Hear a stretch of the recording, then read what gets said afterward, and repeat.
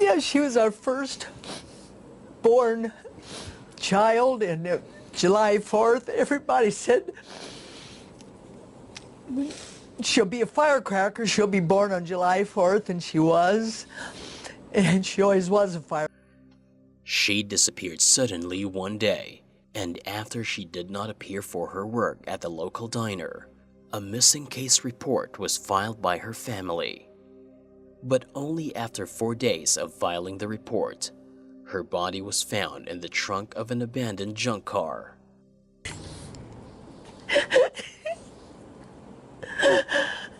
David said, no, no, he kept walking the floor. I remember. And saying, no, no.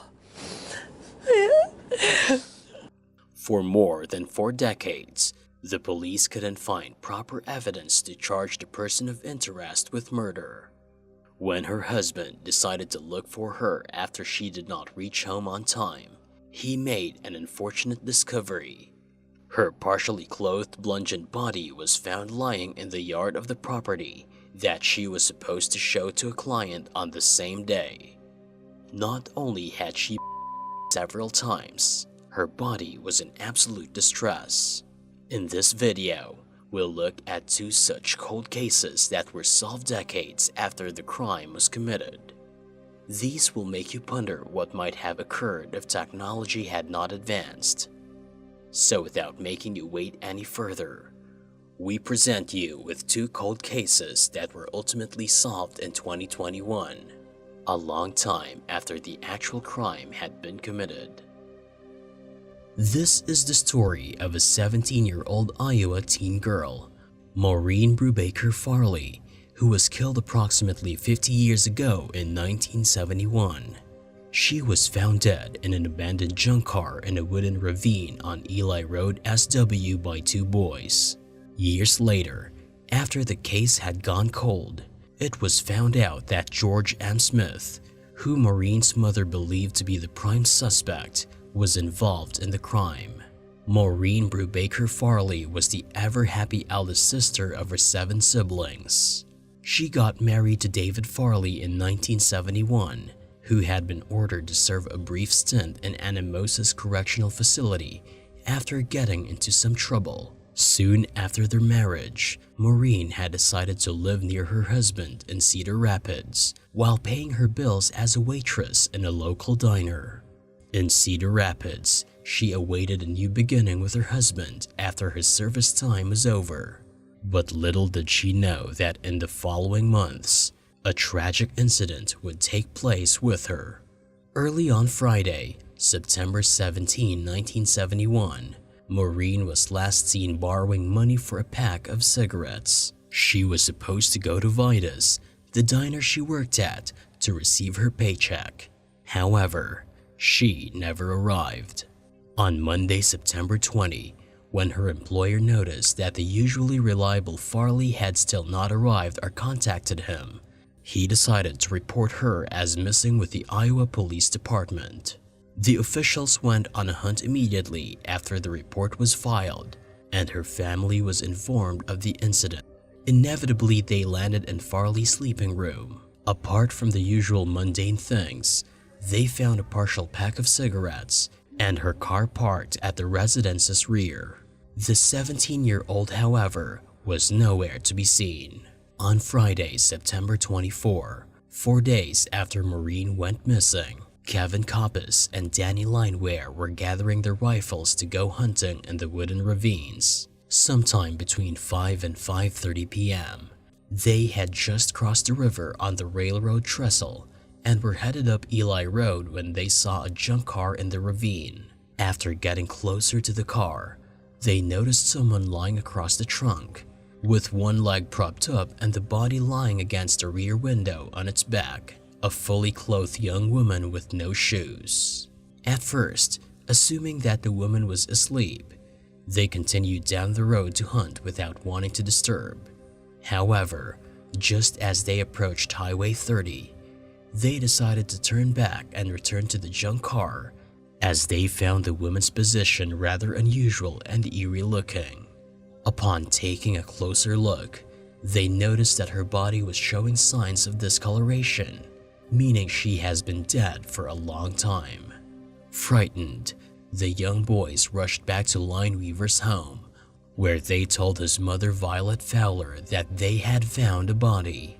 At approximately 6:40 p.m., Fowler also saw what appeared to be a woman sleeping atop a car. Mrs. Fowler instantly took the boys and went to the Milo Scavor farm residence nearby, where she telephoned the police. After securing the scene, officials took Maureen's body to a local hospital for an autopsy. Investigators first speculated that the young lady was thrown from a passing vehicle, but they didn't rule out the possibility that she had been voluntarily put there. On Monday, September 27, Cedar Rapids police made a public call for anybody with knowledge of Farley's death to come forward and share what they know. The Assistant Cedar Rapids Police Chief, Kenneth Vanus, also went ahead to state that police suspected that Mrs. Farley died somewhere other than where the boys discovered her corpse. Detectives were now particularly interested in the girl's actions between September 17, the day she was last seen alive, and September 22. The chief publicly reported descriptions of Maureen, hoping someone might have seen her somewhere, while suspecting that she may have been incapacitated in some way during the time she was missing, because had she been in town or capable, she would have picked up her paycheck. The assistant chief cleared that there were no indications of any defense wounds, which meant that Farley was not given any opportunity to fight off her attacker. Her clothes were in a disarray but not torn. Upon further examination of her body, a blunt trauma to the side of her head was discovered, which pointed to a surprise attack. More investigation attempts reveal that several items were missing from the victim's sleeping room, including her pairs of shoes and a brown vinyl-colored bag, which contained her driver's license, usual makeup articles, a leather wallet, rent receipts, and a pad she carried to make notes. Vanus also reported that out of all the clothing articles, only the shoes were missing, but her feet were clean, which indicated that she hadn't been going barefooted when she died. Finally, the autopsy reports were out, showing no major signs of assault except for the skull fracture that resulted in her death. 6 months after Maureen's murder, her mother, Mary Ann Brubaker, had written a letter to the police department stating that she holds strong suspicion on George M. Smith to be her daughter's murderer. The police started extensive interrogations and lie detector tests of numerous suspects, including George Smith. But over time, they had to clear the name of other suspects and Smith because no clear evidence was found against them. DNA testing in 1971 was still not advanced enough and did not reveal any new clues or leads for the police.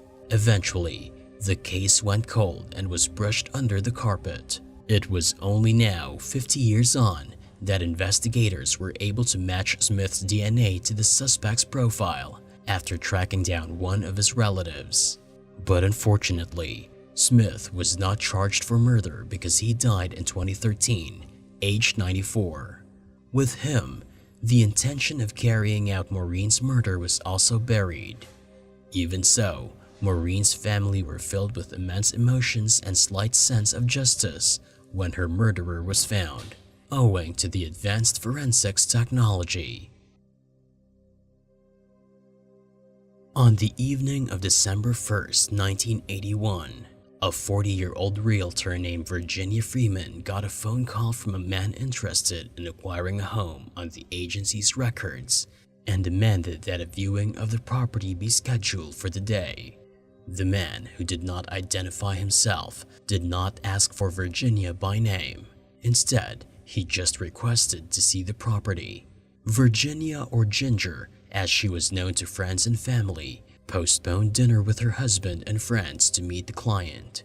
Eager to close the deal, she agreed to see the guy. But before taking off to Greens Prairie Road near Welborn in Texas, she stopped by the family home to notify her 2 children, Brad and Betsy, that she would be a little late for dinner that evening. Virginia prioritized her family over all else. Therefore, she made sure her family knew where she was and when she would return. This information later proved to be very helpful for the police department. When Virginia did not come home by 6 p.m. that evening, her husband Charles became anxious and phoned the real estate firm to discover that none of her co-workers had seen her in the previous 4 hours. They informed him that she left at 2 p.m. to see a man with a country accent at a property and had not returned. Charles and a companion went to search for Virginia along Greens Prairie Road, and it wasn't long before they found Virginia half dressed and dead in the yard of the property. The police were immediately informed. The crime scene was enclosed and the investigations began. Upon examination of the scene, it was discovered that the earth around her body was raked with scratches, indicating signs of a struggle. The killer's DNA was discovered beneath her fingernails, and the body was sent for autopsy. The autopsy results revealed the cause of Mrs. Freeman's death. She had been in the neck 11 times and choked with such force that her neck was actually broken. She had also been struck across the head multiple times with a blunt instrument like a rock or a slab of concrete. Investigators came to the conclusion that Virginia had not even entered the property with a prospective customer who had brought her out to the secluded spot earlier that day. Police scoured the area extensively, and Brazos County Crime Stoppers offered a $1,000 reward for information leading to the arrest of a suspect in Mrs. Freeman's murder. Residents were requested to come forward if they spotted Virginia driving her white station wagon near Greens Prairie Road that day, and neighboring businesses were asked if they'd seen a suspicious male, maybe bleeding, enter their facilities at any moment on December 1st. Police created a composite sketch of a suspected suspect based on witness testimonies. The photograph was widely disseminated, but no one was ever caught for the crime, and the case finally went cold, remaining so for more than 3.5 decades. Later, modern technology helped in painting a more visually precise image of the slayer using a forensic DNA analysis service. When they put the killer's DNA from the Virginia Freeman case through the database, they discovered 2 female relatives of the murderer. This revelation sparked the hunt for the murderer, and after hours of genealogy investigation, a guy named James Otto Earhart was found to be a likely suspect in Mrs. Freeman's murder. He was identified as the murderer on June 25, 2018, 36 years after her death. Earhart is also responsible for the kidnapping and death of Candy Kirtland, a 9-year-old child. On August 11, 1999, he was convicted, condemned, and executed by capital injection. Owing to the advanced forensics technology, Virginia's family could finally have justice for an innocent killing. So guys, what do you think about these 2 cold cases which took decades to come to a proper resolution? Do cold cases in which the killer has already died of natural causes actually provide any sense of justice to the victim? Do the families actually heal further after it has been years since they lost an innocent loved one? Let us know your thoughts in the comments below.